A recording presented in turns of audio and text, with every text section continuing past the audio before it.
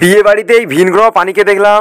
এসেছিলাম বিয়ে বাড়ির স্টল ফাঁকা করতে, তাই প্রথমেই কফি স্টলে ঝাঁপ মেরে দিলাম। তবে কফি স্টলে কফি দেওয়ার কেউ ছিল না, তাই নিজেকেই নিয়েই খেতে হলো। কফি এতটাই গরম ছিল যে আমার দুটো হাত লেগেছিল কফিটাকে শেষ করতে। এরপর চলে এলাম পকোড়া স্টলে। তবে কাকা পকোড়া না দিয়ে আমার ক্যামেরার দিকে তাকিয়ে আছে। সসটা আমাকে নিজেই নিতে হলো। ভালো করে পকোড়া দে, শুধু আমার দিকে দেখছে। চলো বন্ধুরা, পকোড়াগুলো খাওয়া যাক। পকোড়াগুলো খেয়ে আমার সেই লাগলো। এবার চলে এলাম ফুচকা স্টলে ফুচকা খেতে। তবে এখানেও মনে হয় ফুচকা আমাকে নিজেই নিতে হবে, কারণ দাদা তার গার্লফ্রেন্ডের সঙ্গে কথা বলায় প্রচন্ড ব্যস্ত। দাদার এই কাণ্ড দেখে মেয়েটাও হাসতেছে। কি যুগ মায়। এরপর চলে এলাম মেন থালিতে।